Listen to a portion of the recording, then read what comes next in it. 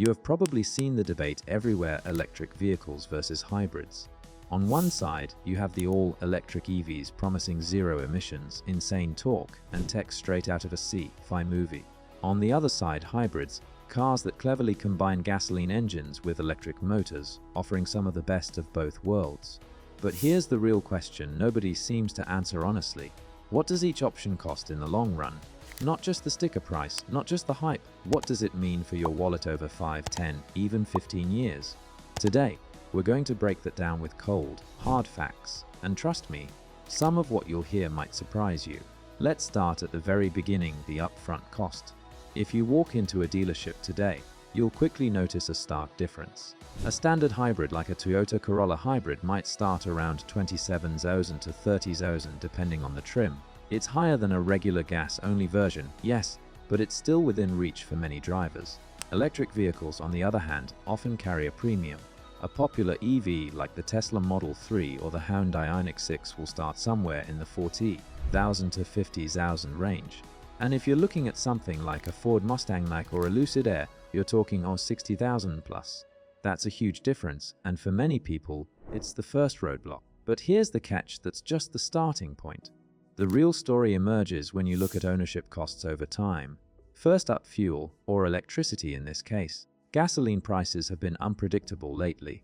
Some months you're paying $3 a gallon, other months closer to $5. If you drive 15,000 miles a year, a gas-only vehicle might cost anywhere from $1,500 to $2,500 annually just in fuel. Hybrids cut that cost roughly in half. Most hybrids manage 50 miles per gallon or more in city driving, and maybe 45 on the highway. That means you could be spending $700 to $200 per year on fuel.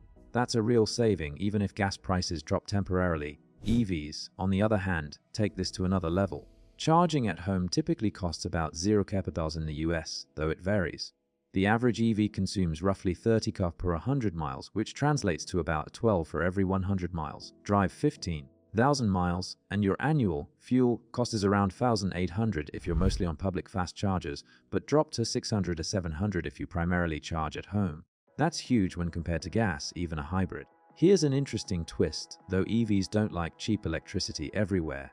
Some states or countries have steep electricity rates or unreliable charging infrastructure, and if you rely on public chargers frequently, costs can spike, sometimes even exceeding gas costs in hybrids if you're not careful.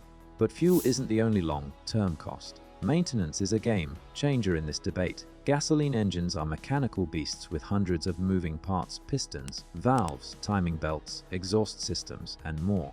Add a hybrid's electric motor and battery to that, and maintenance costs can be tricky. Hybrids have both systems, so theoretically, you could end up with the complexity of an electric car and a gasoline car combined. Still, in practice, hybrids are remarkably reliable, especially models like Toyota, Honda, and Lexus.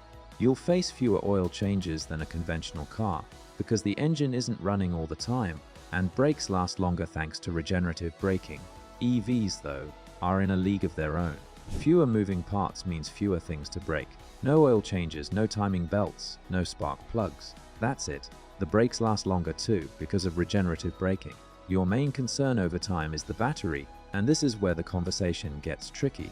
EV batteries degrade slowly, usually losing a small percentage of capacity per year. Most manufacturers guarantee around 8 years or 100,000 miles, which gives you some peace of mind. But replacement outside of warranty, that can cost $10,000 to $20,000 for high-end EVs. Now, let's talk about resale value, which is often overlooked. Hybrids have held their value reasonably well. They're still in demand, especially with rising gas prices and stricter emissions rules in many cities.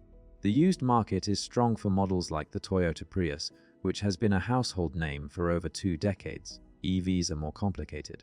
Early EVs like the first-generation Nissan Leaf depreciated quickly. Battery life fears made buyers cautious.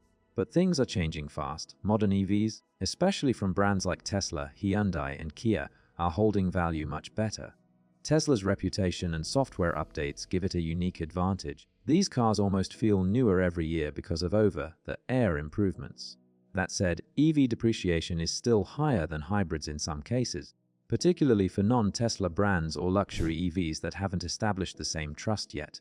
Insurance is another factor that gets surprisingly expensive in EVs. Because EVs often cost more upfront and require specialized repair skills, insurance premiums can be 20–30% higher than a comparable hybrid. Hybrid insurance is slightly higher than a gas car, but not as dramatic. And don't forget, repair shops are still catching up to EV technology, so bodywork and collision repairs can be pricier if the battery or electronics are involved. Here's something that might make you think: government incentives. EVs still benefit from federal tax credits in many countries, and some states or regions offer extra perks like rebates, free charges, and access to carpool lanes that can significantly lower the effective purchase price, sometimes bringing a 50,000 EV closer to 40,000 or less. Hybrids, meanwhile, usually only get small incentives or none at all. But remember, these incentives are shrinking in many markets. Governments are starting to phase out credits for popular EVs once manufacturers hit production thresholds. Timing matters. So, when we combine purchase price, fuel maintenance, insurance, and incentives, what's the total picture over 5–10 years? Let's take a mid-range example. A Toyota Prius hybrid at 28,000. Over 10 years, you might spend 10,000 on gas, 4,000 on maintenance, and Hive 12. Total ownership around 55,000. Compare that to a Tesla Model 3 at 45,000. Over 10 years, maybe 6,000 on electricity, 2,000 on maintenance, but the 15,000 on insurance. Plus, we'll assume you don't need a battery replacement yet. That totals roughly 68,000. Not cheap, but here's the kicker: by year 10, the Tesla is still an EV, and its tech and performance feel modern, while hybrids feel more traditional. If gas prices spike or regulations tighten, the EV may have advantages that aren't captured purely by numbers. Now, let's get into a point that rarely comes up in these debates: convenience and lifestyle costs. Hybrids are essentially plug-free. Fill up at any gas station, and you're good to go.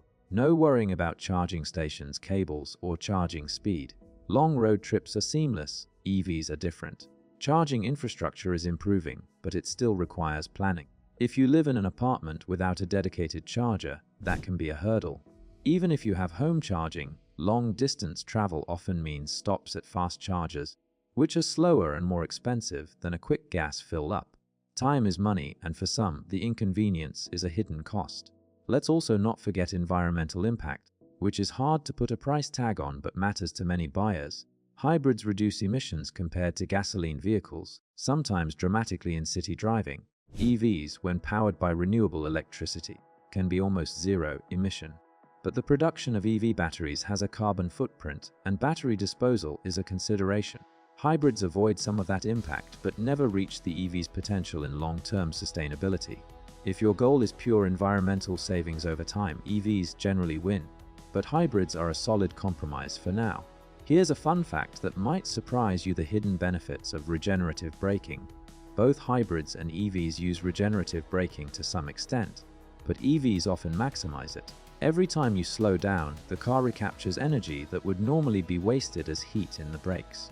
That means not just better efficiency, but less wear on brake pads and rotors.